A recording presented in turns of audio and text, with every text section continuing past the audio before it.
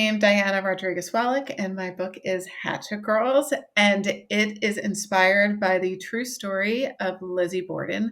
And I call it a mashup of Lizzie Borden meets Supernatural, only with Puerto Rican characters. The idea was imagining what would happen in Fall River, Massachusetts, the actual hometown of Lizzie Borden, today if another mother and father were murdered by axe. And it just so happens that Fall River, and specifically it's the neighboring Freetown Fall River State Forest, are located within the Bridgewater Triangle, which is a supernatural Bermuda Triangle of New England that has an unusually high amount of documented supernatural activity. And it asks whether all of this dark lore that has happened in this area is because the land is cursed, or is the land cursed because of all of these dark acts like Lizzie Borden? And I'm going to start out the conversation by not necessarily jumping right into the story, but there's a couple of things that I thought were going to be interesting to talk about. And one of them is the location. So before I dive into the question, Hatchet Girls is a book that includes the kind of lore and history of Lizzie Borden, the murders that happened a long time ago, and that's what hooked me in. And I was really excited when I read, what this story was going to be, like similar murders taking place in the present day that kind of, harken back to that time. And I was like, that's really great. Mm-hmm. And then having finished reading the book, though, one thing that I wasn't expecting that I think was really cool was how much other cool, weird, spooky stuff is going on in the area that this story takes place. So I think that had we just had the Lizzie Borden kind of backdrop, that would have been sufficient. But what you did was you took a lot of the history and the strange goings on of the area and really built out a lot more than I expected. So that is just, I don't even know if there's a question there, but it's really cool to get all of that kind of unexpected other stuff too. So that came second to me when I didn't know about it when I came up with the idea. So when I came up with the idea for the book, I was watching the most recent movie adaptation about Lizzie Borden. I think it features Kristen Stewart and Chloe Sevigny. I believe that's how her name is pronounced. And it imagines that Lizzie had an affair with her maid, Bridget Sullivan. And so I'm watching that, and I just had this thought of like, what would happen? Has there been another axe murder in Fall River, Massachusetts since that happened? So I did my research, and I'm sure if someone out there can correct me if I'm wrong, I didn't find another one. And I thought, what a sensational story that would be if there was another mother and father who were killed by axe in Fall River today.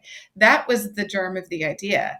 And then I started doing the research, and that's when I found out about the Bridgewater Triangle, which is this designated area in New England that was, I think the term was coined by some cryptozoologist in a book, that it just had an unusual amount of documented cases of supernatural activity, including one of the first UFO sightings in the world was documented by the colonists in this Bridgewater Triangle. And I thought, wow, that's like so perfect, because my last book, Small Town Monsters, had elements of the supernatural. So I kind of write supernatural horror, and I love to pull from history. All of my books have a chapter at the end called The Truth, where I talk about the real history that I use in my books. So that fit in so perfectly. And then I kept going, and I learned of the Satanic Panic murders in the 1980s that were blamed on a satanic cult in the Freetown Fall River State Forest. And then I learned that Condé Nast, like, named that forest one of the most haunted forests in the world, like right underneath that Japanese forest where people tend to commit suicide. And so all of these things just sort of fit together in a perfect setting for a horror novel that I couldn't believe it hadn't been written before. Yeah, that's and that's interesting, because the impression I got, being totally naive, I live in the Midwest, and except for a couple of years in Vermont, I've always lived in the Midwest. So not super familiar with the East Coast. it seems like maybe either I'm naive because I don't live in that area, or that area is overshadowed by the lore of the Lizzie Borden stuff that we, like Mhm. nationally don't hear about the other stuff as much, maybe. It's interesting. That could be part of it, though. Even with the Borden family themselves, there's more to the story than just Lizzie. Like her aunt lived in a house right next door, and she killed her two children in the basement, and then killed herself right next door to the Borden house. And that the aunt's house is no longer standing, but the room that I slept in when I went to the Lizzie Borden house, the maid's room, has toys set up because they believe the ghost children would still Oh come here wow. and play. This is where they played when they were little. And to find that out, to find out that the bloodiest war per capita in American history, even worse than the Civil War, happened in the Bridgewater Triangle between the colonists and the Native Americans there. And I had never even heard of these battles. And it led to a thought that I even add into the book in dialogue, which do all of these dark things happened because the land is cursed because of the Bridgewater Triangle, or is the land cursed because all of these dark things happened there? And I Yeah. think it's an interesting paradox as to which way you see it. Yeah, because it could easily be explained either way and make sense totally. um Yeah, yeah, yeah.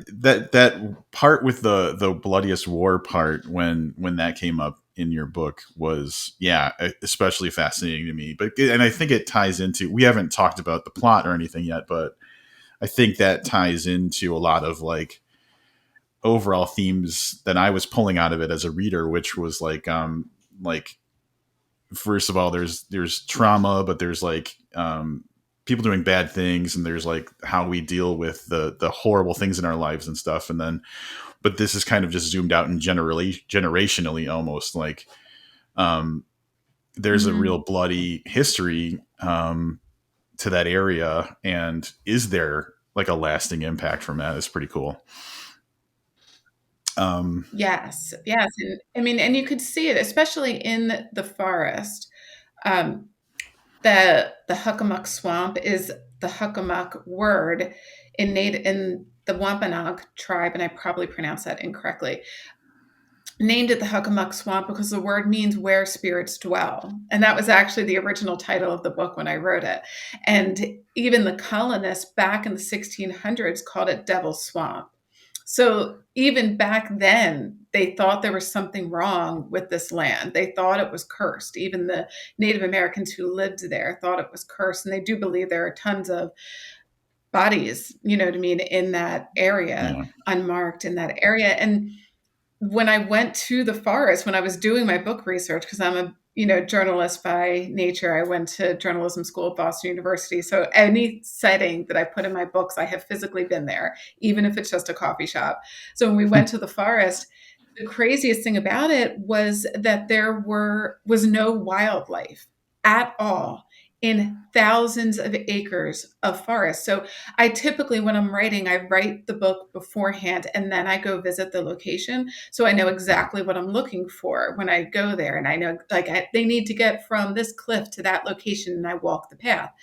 Well, I had written all of these horror related jump scenes, jump scares into the book where birds would fly out or a squirrel would run across or a rabbit or a snake or something.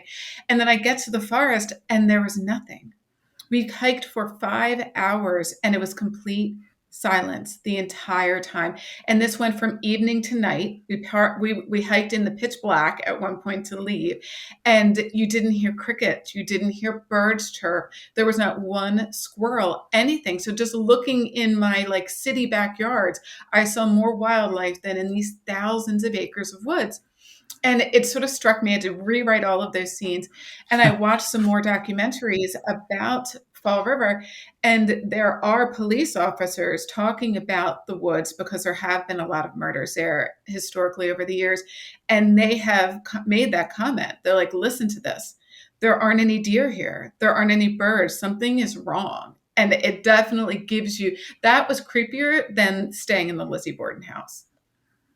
Yeah, and what a gift to your story, like especially since you like to stay so truthful to like what's to reality that Mhm.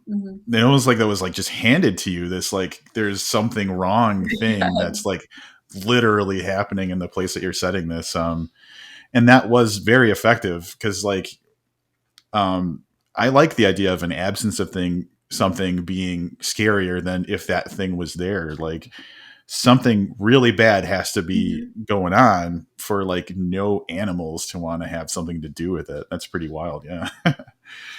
Yes, yes. I mean, that was the feeling that we had when we were walking through there, that that was scarier than anything else, and any idea of a ghost, that the animals knew something that we didn't. Yep. Yeah. Yeah, that was really good. So supernatural stuff came up, and one of my questions was going to be whether there's a supernatural element in the book or it's intended to be ambiguous whether there is or isn't a supernatural element. So I got the feeling that maybe it is just in there, but I wonder, is there supposed to be some ambiguity to that?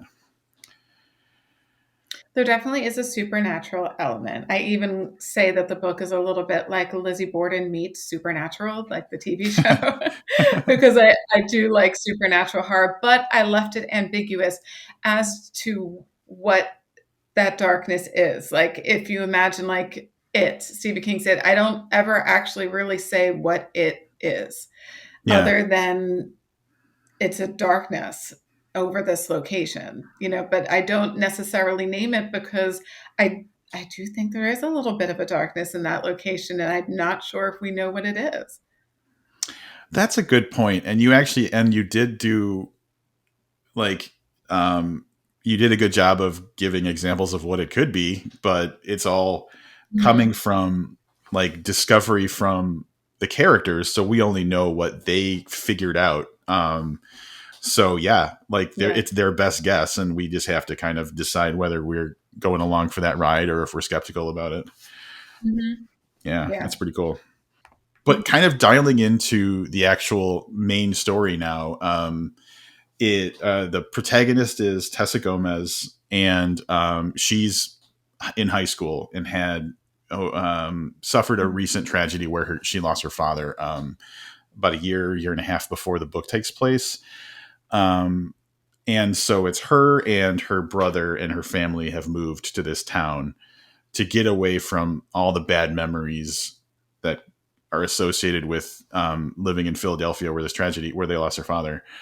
And so it's a real high school life of these kids. Like her brother's got a girlfriend, and but a thing I like about, you did a great job in my opinion of just establishing some stakes right up front, because I think it was in the first, yeah, it's the first chapter or the prologue or whatever, Yeah.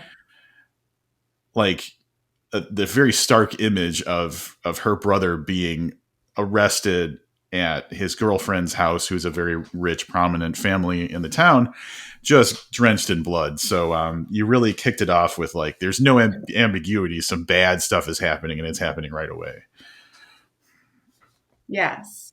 So I had the idea of doing the dual timeline, of starting off in the aftermath, and then the subsequent timeline will be the day of the murders.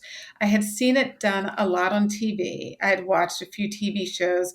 I think at that time I was watching Dr. Death, which was about this surgeon, spinal surgeon, and it was played by Pacey from Dawson's Creek.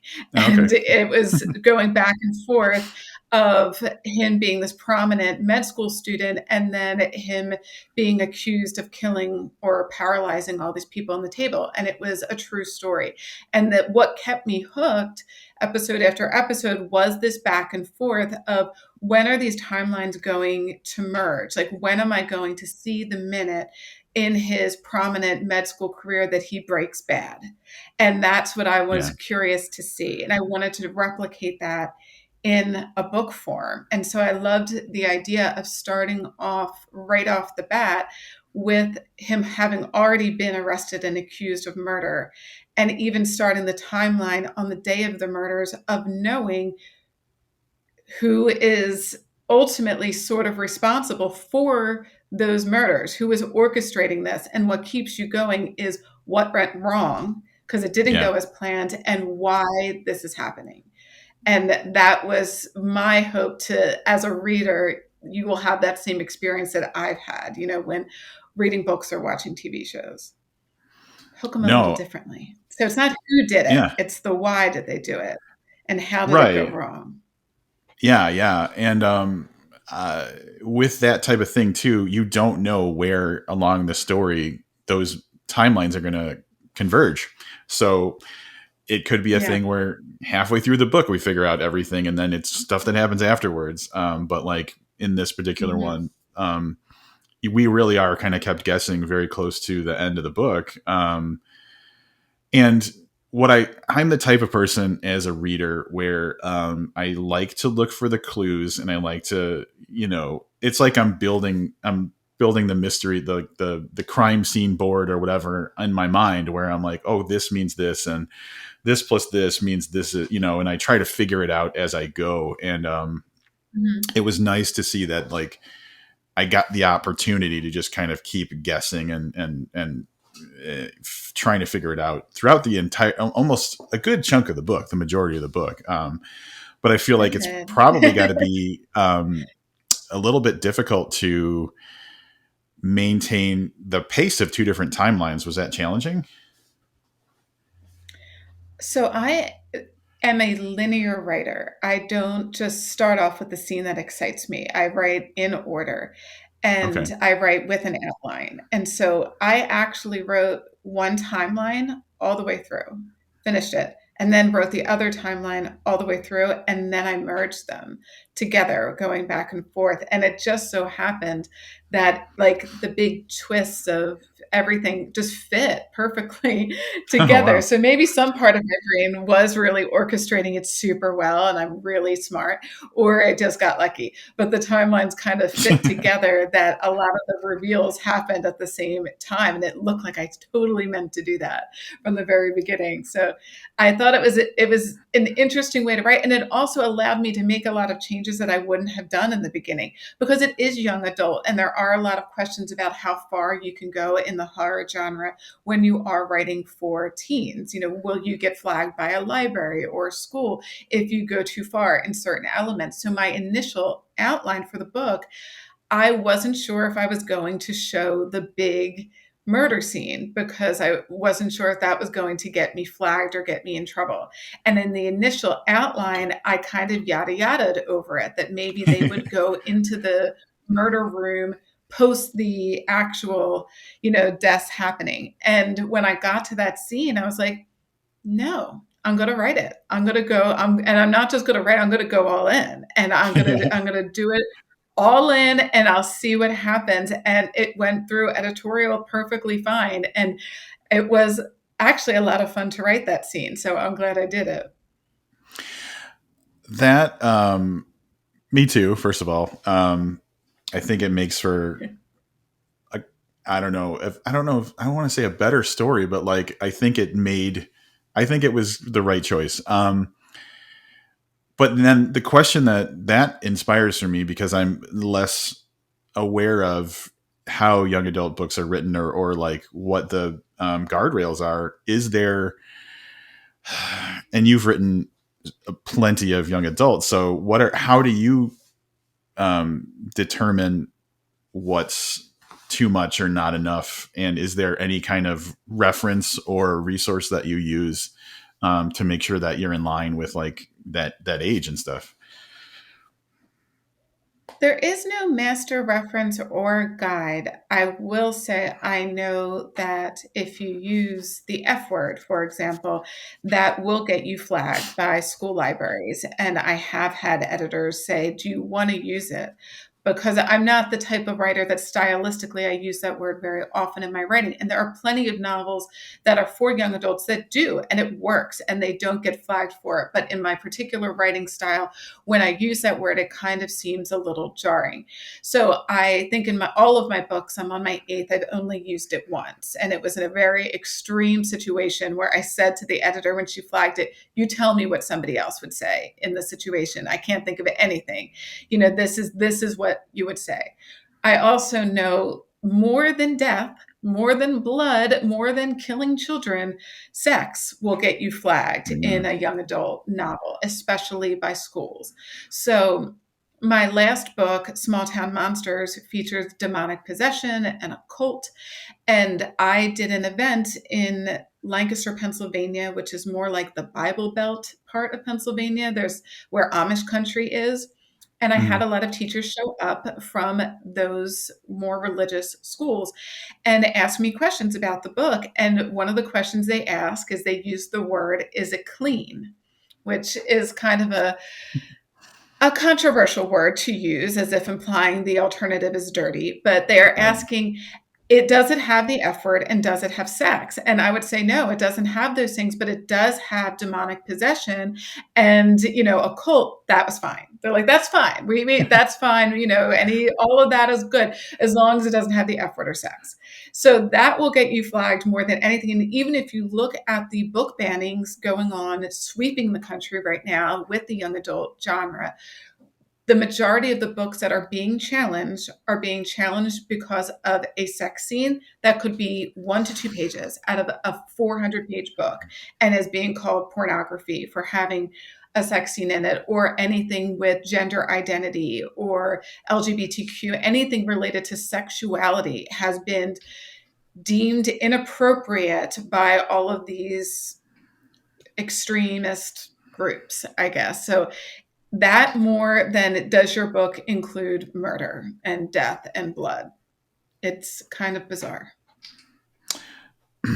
That's sadly kind of not surprising in a way. Like totally different. I was listening to a podcast where they were discussing. You mentioned it before, Stephen King's It, and there's a very controversial scene in that book that Oh, involves I know that one. kids and sex, and it's probably one of the most like spoken about parts of the book as far as a controversy Yeah. goes. And when I'm listening to these people talk about it, one of the points they made was like, you have no problem with like the graphic description of like kids getting killed, but this scene, and they kind of did a good job of explaining the meaning behind the scene, Yeah.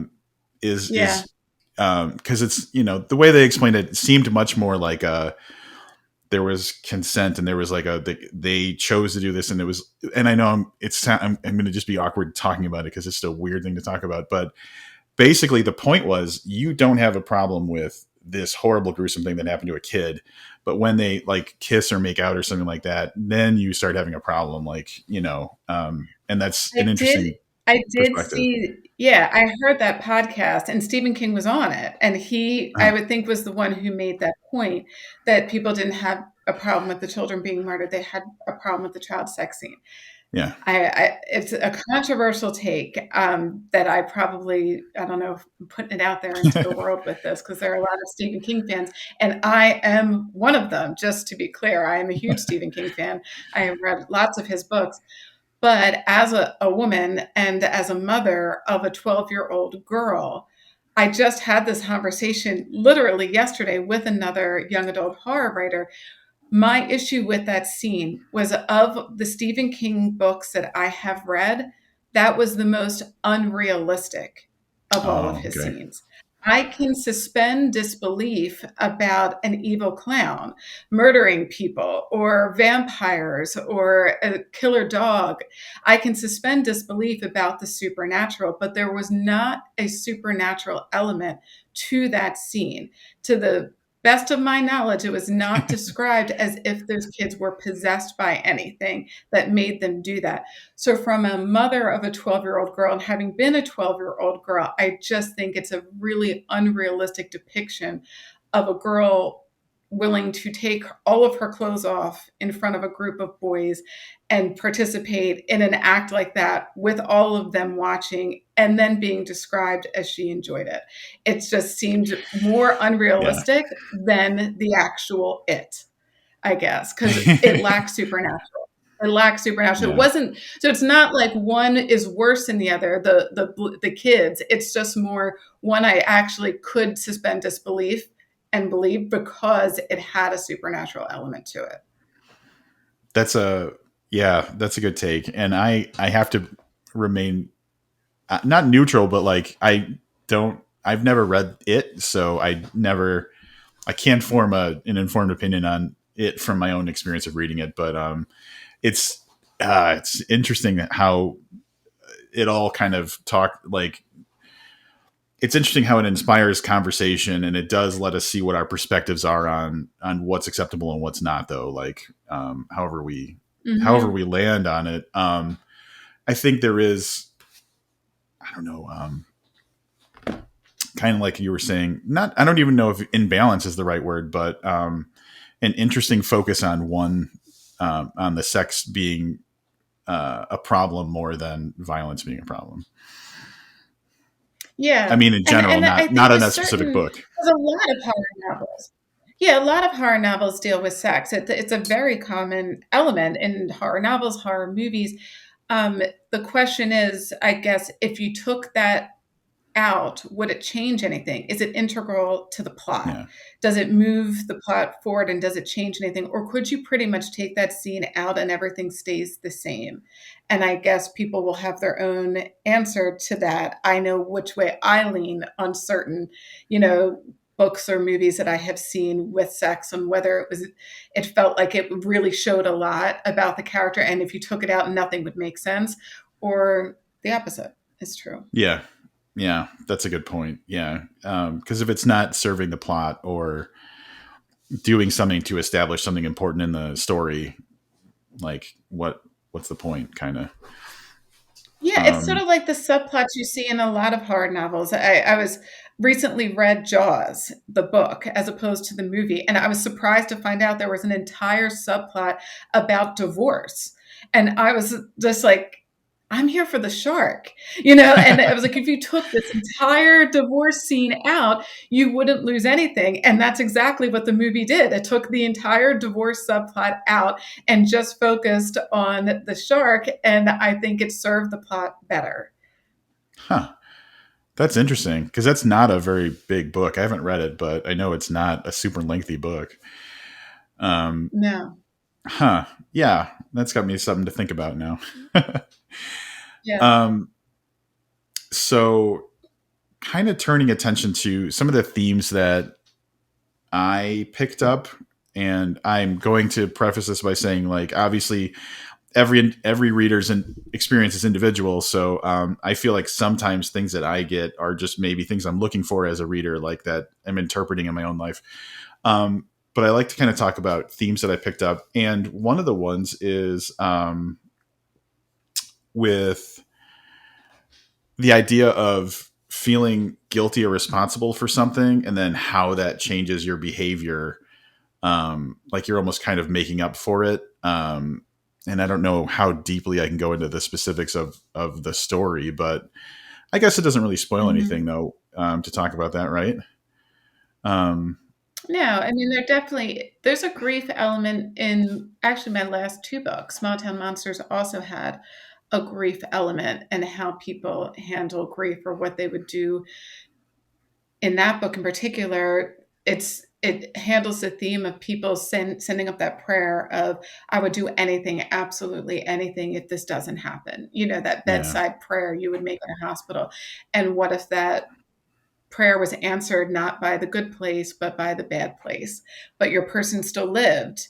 Would you make that deal, you know? And with yeah, Hatchet Girls, it was more a little bit of survivor's guilt that I think a lot of people know in some way or another. If I had just made a different choice, would this person still be here? That what if that plagues a lot of people who are alive when someone they loved isn't, and how that really clouds who you want to be. Well, I have to prove that I'm deserving to be yeah, here and that I earned this life, like Saving Private Ryan. You have to earn this when other people didn't. And why am I here? And what if, what if?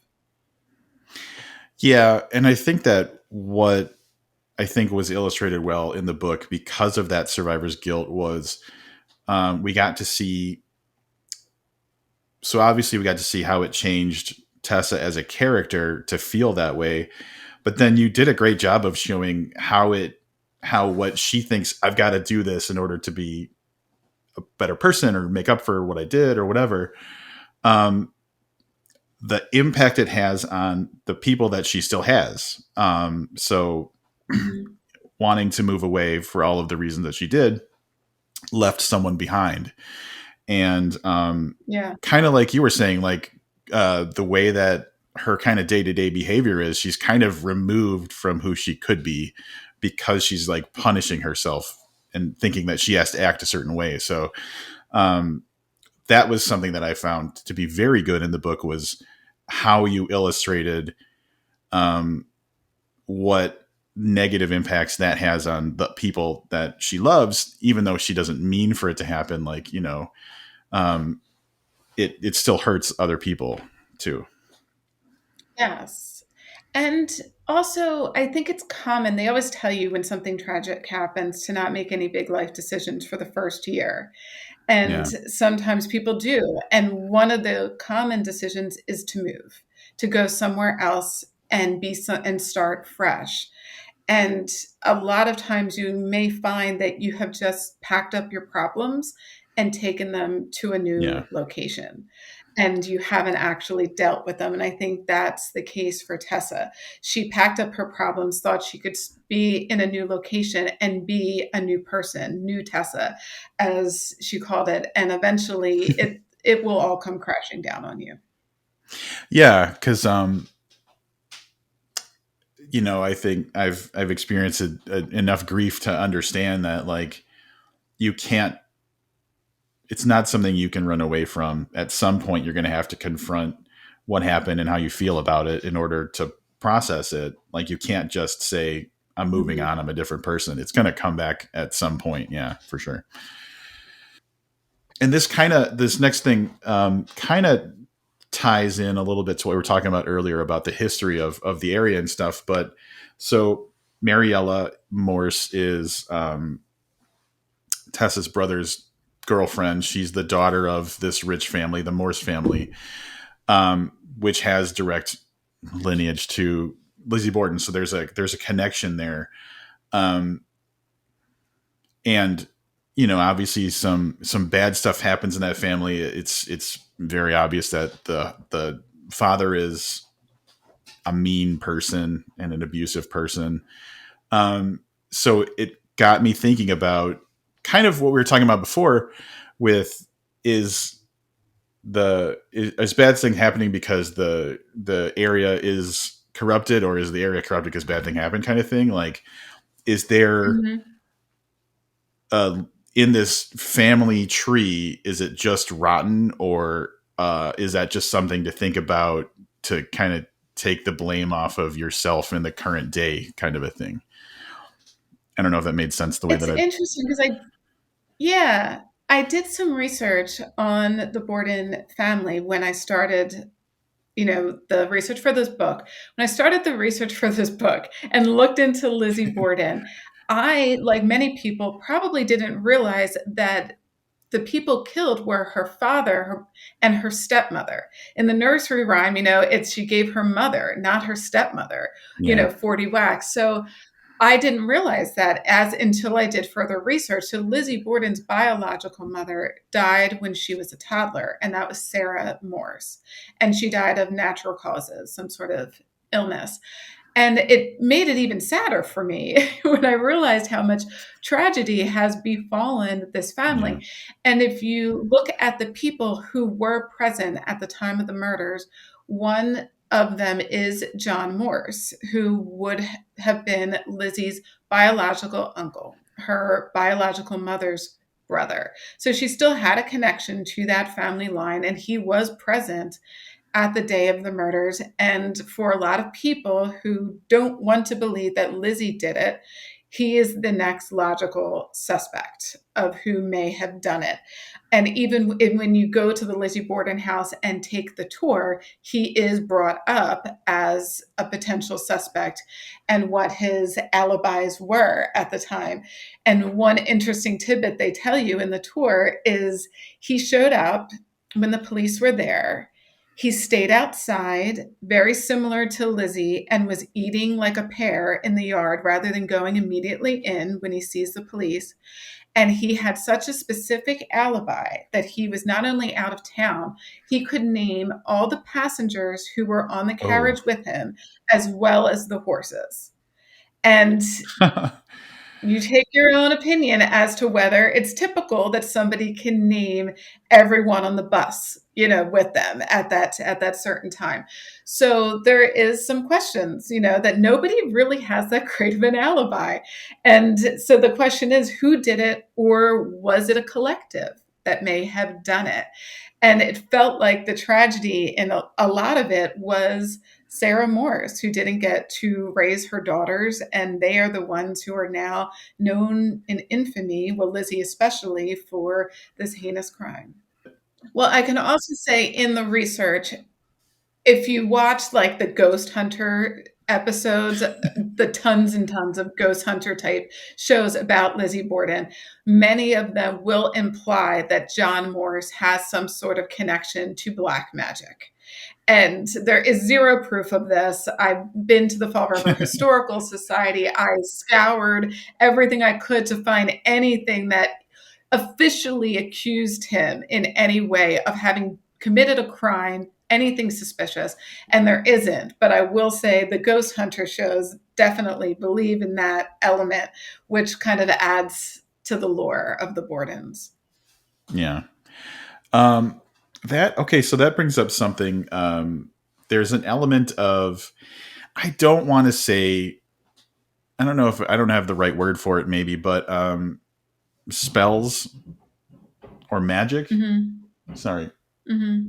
something's happening above me, and it's like something's tumbling around up Yeah. there. Sorry, Yeah.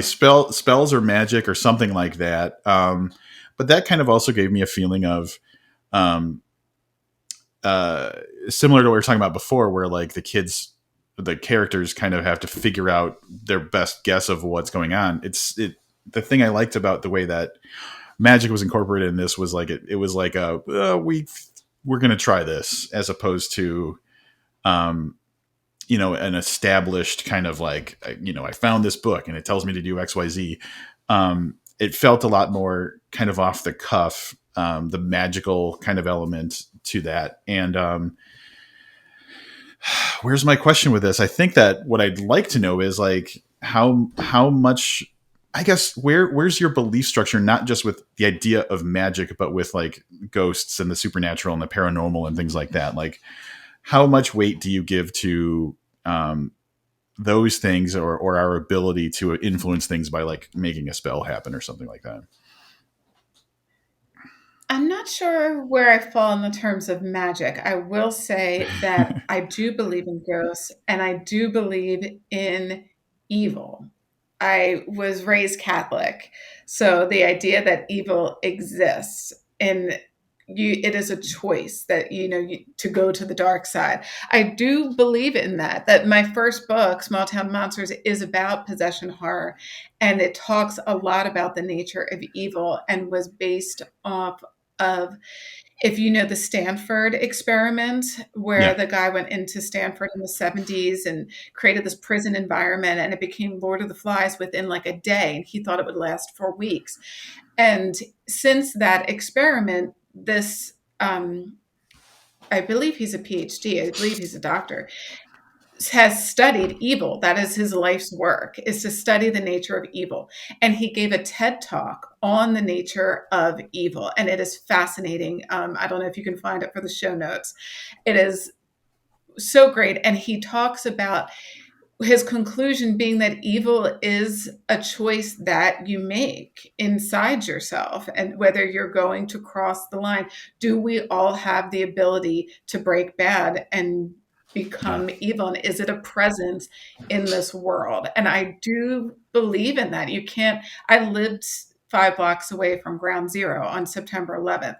You can't go through that and not believe that evil exists in the world. There's just certain things that are beyond comprehension. And to that effect, I do also believe in ghosts, in that I mean, I live in Philadelphia. I believe my first house that I lived in when I was married was haunted. I have seen some creepy stuff, that has made me believe that there is definitely more to life than just the existence that we are currently in. So you brought up something that I find incredibly interesting, and it's something that so I recently spoke with Philip Fracassi about his book Boys in the Valley, and I in the beginning of the conversation really kind of categorized it as a possession book, and he pushed back on that pretty quickly because in his kind of goal with the book, he didn't want the idea of the kids losing their ability to choose what they do from the equation. So like in Mhm. his book, it's not a possession book, but it's more of like there's an evil influence and still the kids, what they end up choosing to do is their choice. And so I thought that was an interesting um, distinction that I hadn't really maybe thought about too much before. But in this Mhm. situation, would you say this, it almost feels like this is more of an evil influence as a possibility to explain what's going on, but it's still kind of up to the individual characters whether they go with it or not. There's a lot of pushing going on, I feel like, in the Yes. book. In Hatchet Girls, it's definitely more of an evil influence hovering over the area, and how much you give into that influence is up to you. However, I think in my last book with Small Town Monsters, which is more of a direct possession story, I follow the thinking of it is a possession story, but you have to invite it in. You Oh, have to okay. make that Yeah. choice to invite it in. And you see that a lot in possession stories. You can go back to The Exorcist of him saying at the end, take me instead. That is a common way to end a lot of possession stories. They make the choice to invite it in. It's in vampire stories. You have to invite the vampire in. So there Hmm. is an element of choice even in those possession stories. But with Hatchet Girls, it's more of the town, the area, the Bridgewater Triangle having this dark energy over it. And I give the example of how much of it are you ingesting? How Yeah. much are you choosing to ingest? And that sort of threads throughout the book. Yeah. Yeah. That's and I love that. I love how intentional that it is that choice is a part of it because I'm sure we all want to be good people, but like, we all have kind of maybe done something we regret or we shouldn't have or whatever in the past. And so like, but that's the whole idea. Like the idea of choice takes away like an excuse almost in a way. I don't know, maybe I'm not saying Mhm. that, but like it doesn't absolve someone, I guess is what I mean to say, um, Mhm. of what happens. Um, Yeah. And that's something that they wrestle with in Small Town Monsters because it is a choice. There is a cult spreading through town. And what at some point, if you're in a cult, you do get brainwashed. But at some point, you made the choice to join the cult. yeah, And that's sort of examine what led these people to make the choice that they did to join this cult. And it was the idea of people following blindly a charismatic leader and putting aside all previous logic and reason to just follow a charismatic leader. yeah, That is present in a lot of cult stories. And it's an interesting theme to explore, but Hatchet Girls is a little different where it's more of like an ambient evil, not a specific entity. yeah, yeah, for sure. Um, Kind of zooming out a little bit, is there an element when you write a YA book of being more intentional about what you want your readers to get out of the book? Like, do you establish the kind of morals or lessons or whatever as part of what you want the story to be, or is it just telling a story like anybody else would write a story? It starts off telling a story like anyone else would tell a story, but I find definitely not with all YA. So my previous 6 books were not hard. They were contemporary romance, they were thrillers, you're along for the ride, they're fun. They Mhm. have themes to them, but I didn't set out to say anything about society at large in general. And with the horror books, I feel like horror gives you an interesting opportunity to say something about the world that you're living in without saying it. If you do that in a Yeah. contemporary romance, it feels like a back to school special, and you don't want to come across as preachy. But with horror, you get to use these spooky elements and then think a little bit deeper about what was going on in the world when the author wrote this and what might be an additional layer to this story. And I find that is present in a lot of great horror. That if you look at the time period that this came out in, it probably says a lot about the world as it was right then. And so I do, after I come up with the idea and craft the characters and the plot, try to think about why does this work right now in the world Yeah. that we're living in, and what can this shine a light on? That's I was talking to Alma Katsu when one of her spy novels came out, but we were kind of preview talking about her book The Fervor, and how there's a lot of Asian American hate in the book because it takes place with the Japanese Mhm. internment camps during World War II. And she had made some kind of comment about how she wasn't super intentional with her earlier books about saying something about today in the books that she's writing, because it's Mhm. all historical horror.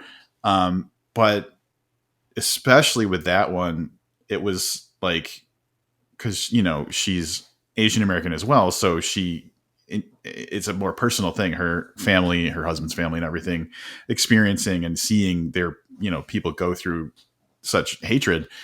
That it was like it inspired her to be more intentional about connecting, like, the social commentary to her historical horror fiction. And I thought that was really cool. That yeah, there is something about horror where it really kind of lets us examine, well, I guess because it's scary stuff, right? It lets us examine Yeah. trauma, how we react to it, what we choose to do about it, things like that, for sure.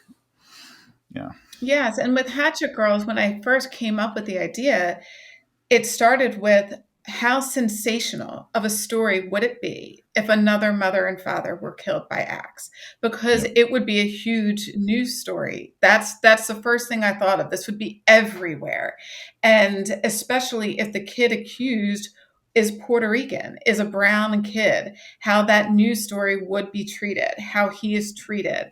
And then to show how differently the media might treat a pretty blonde girl. And Yep. it's, I think, relevant and accurate that these two people would be treated very, very differently in the news cycle and by the society at large. And it's something I wanted to talk about, especially with what's going on just in the world right now and what teenagers face every day in a lot of communities. Yeah. That was a very good part of the story. Yeah, was definitely how it contrasted how not just law enforcement, but media and individual people Mhm. treat, like, being so quick to call someone a murderer, um, and they happen to be, this type of person, and um, going in the exact opposite direction for a different type of person. Yeah, it was definitely a very Yeah. effective kind of look at that type of thing. One of my thoughts then, because we talked a little bit about working themes and morals and everything into the book, was, is there something that you would like to have readers walk away with specifically about Hatchet Girls? Like, what would be considered like, hey man, because there's always a case for just a book can be entertaining and that's enough, but like, is there something beyond being an entertaining, fun, thrilling, scary story that you would like to have people come away with? One thing I do intentionally in my novels, especially the last couple of novels, is include diverse characters. My father is Puerto Rican. He grew up in Utuado, Puerto Rico. I know I don't look like the general stereotype, but there aren't a lot of horror novels where the main character is Latino or Latina. It tends to be the white girl with the big boobs who gets to be the final girl at the end. And I want to create more stories that are fun stories, that are horror stories, that feature a Puerto Rican family and Puerto Rican characters at the center. And it's not all tragedy. It's not an immigration story. It's not a Yeah. poverty story. It's just they get to be the center of the horror story for once instead of Sydney and Scream. Like you get to add a little bit Right. more diversity. And especially in the young adult genre and in the children's genre, it's something ridiculously low, like 5% of books feature Latinx characters. And even of Wow. that 5%, it's even a smaller percentage are actually written by Latinx authors. So I want to help expand that statistic so more kids out there reading books can see themselves on the page and don't have to just go to the trauma porn stories about their culture, and they get the fun stories too, the spooky stories as well. And I hope that opens up doors behind me for more of those stories to come. Yeah, that's great and absolutely a hugely important thing. I feel like I'm trying to think of the right way to say this because it's been something that's been on my mind and I've talked about a little bit here and there. That there's always been excellent stories um, created or written by people in marginalized groups, but they haven't gotten the support from the machine, the Mhm. apparatus, maybe Yeah.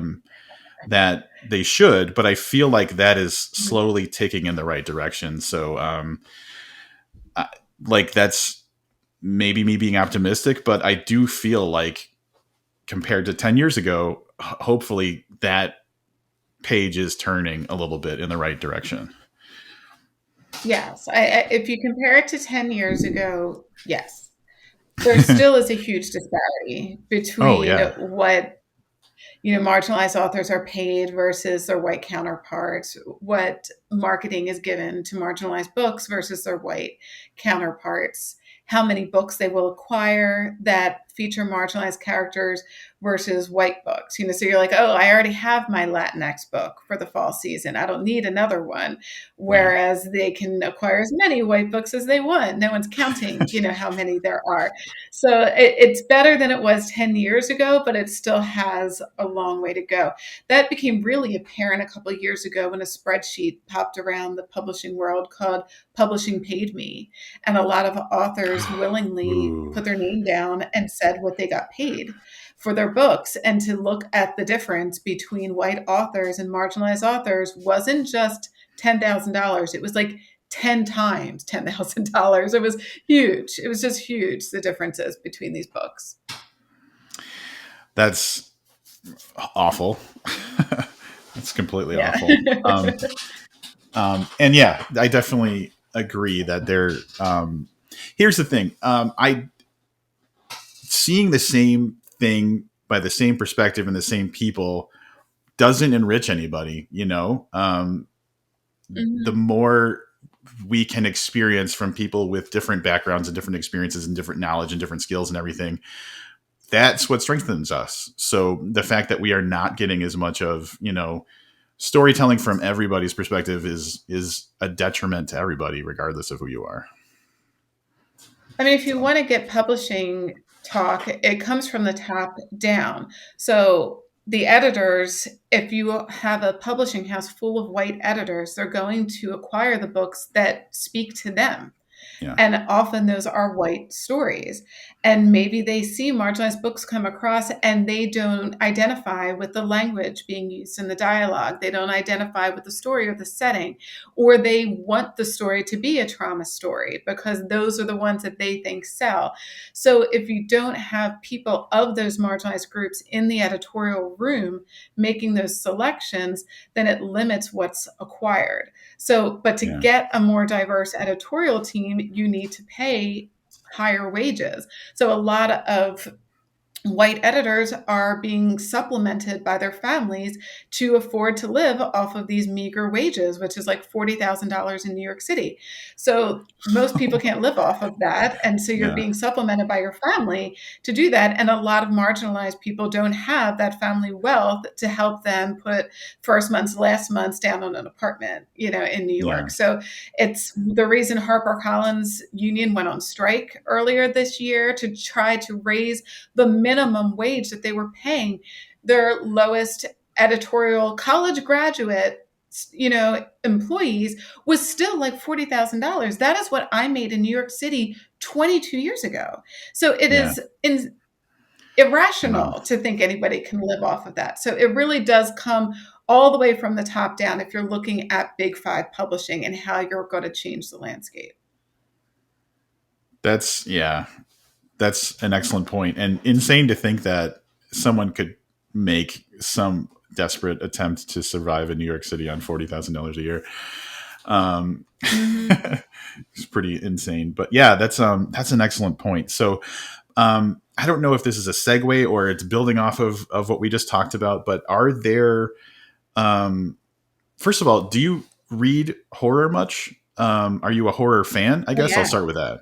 Yeah. absolutely. Good. Absolutely. Yeah. So I won't say I read it exclusively, but I read it primarily as a Okay. genre. And I even read it when I was younger. So I'm a child of the 90s. So I grew up with R.L. Stine writing Fear Street, not Goosebumps. So like I Yeah. like the Fear Street. I like Christopher Pike was, kind of a counterpart to R.L. Stine, Christopher Pike with the Remember Me, that stuff. So that's what I grew up with, those paperbacks, and I devoured them.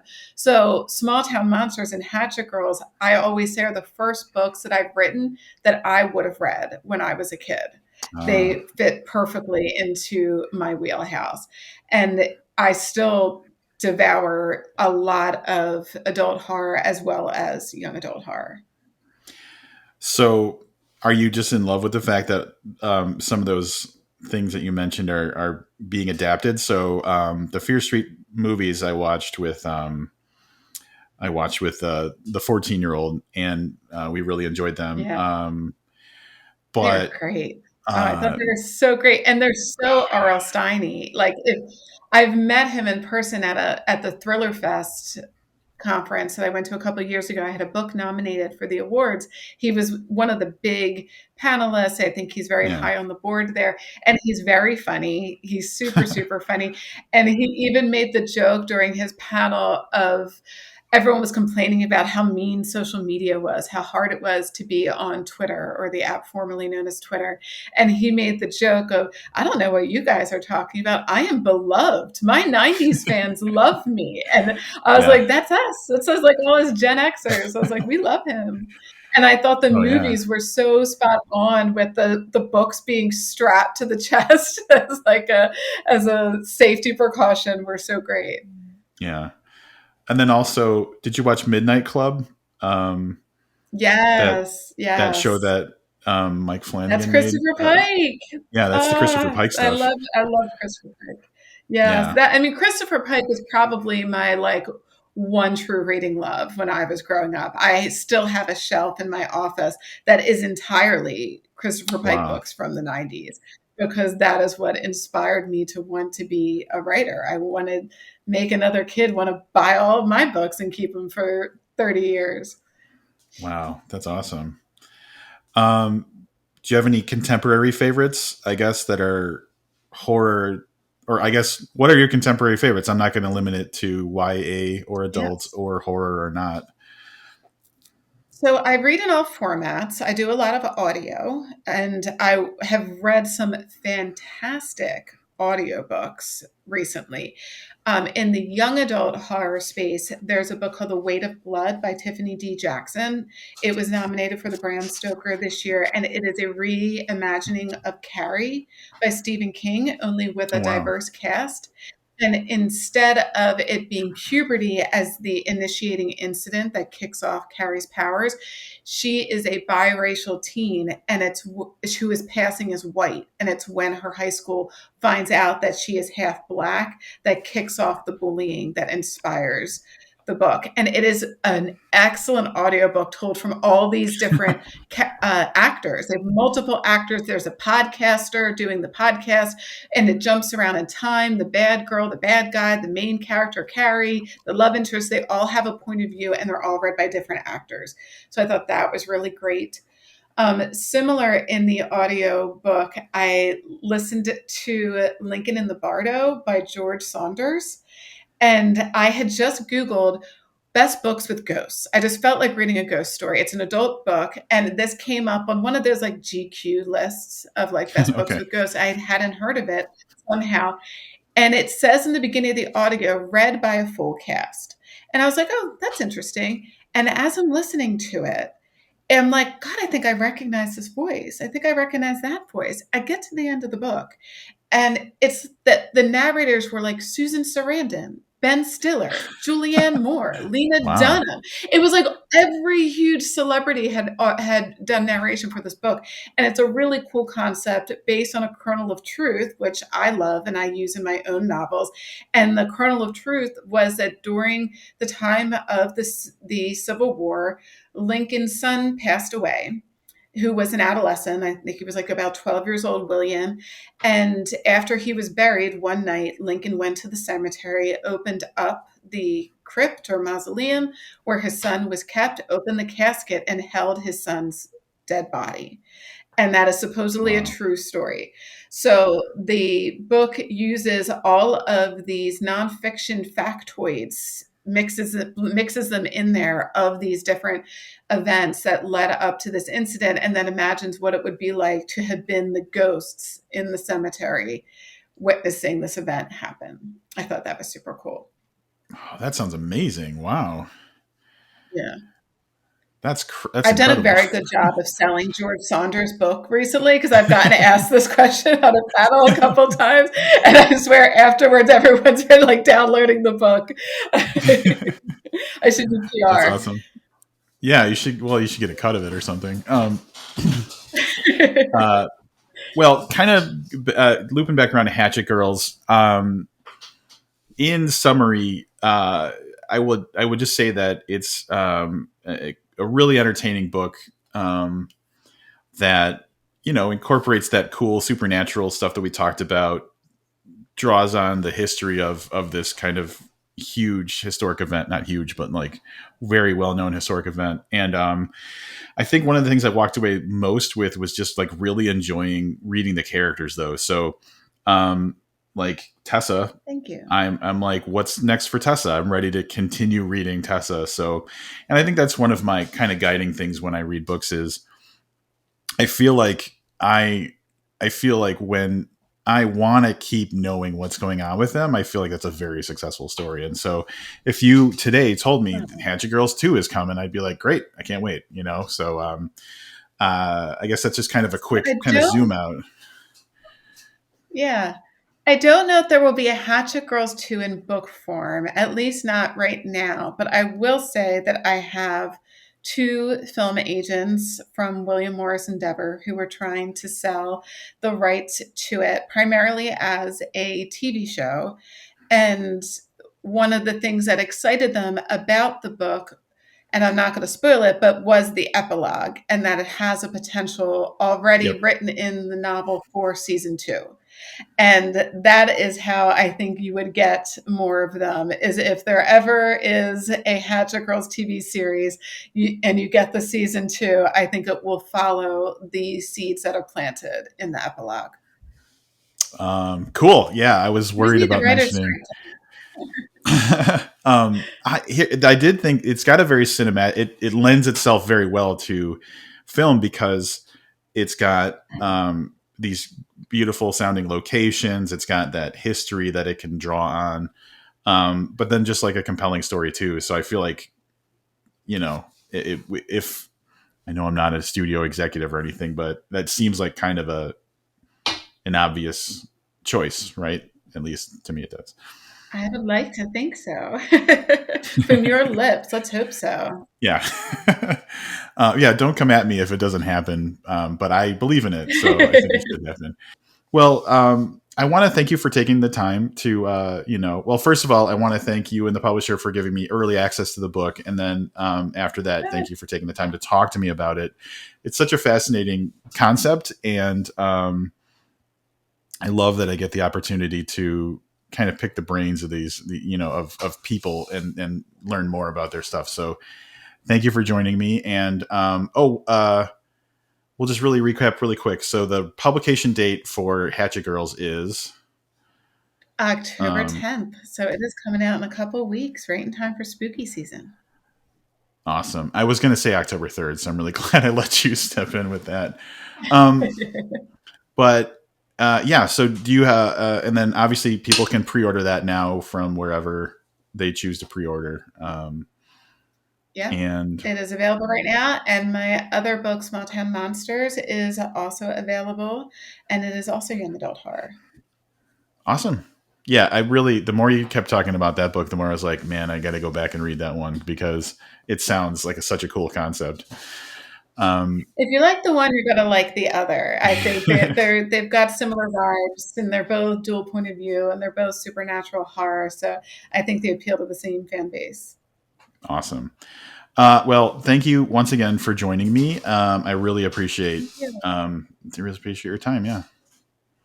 Yeah, thank you so much for having me. It was great getting to talk to you.